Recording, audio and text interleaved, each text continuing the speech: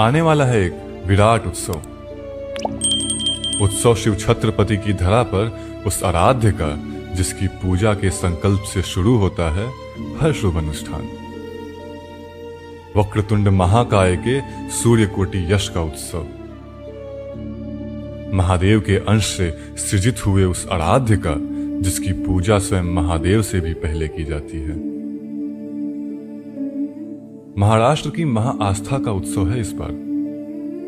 उत्सव महादेव के यशपुत्र महागणपति के आगमन का।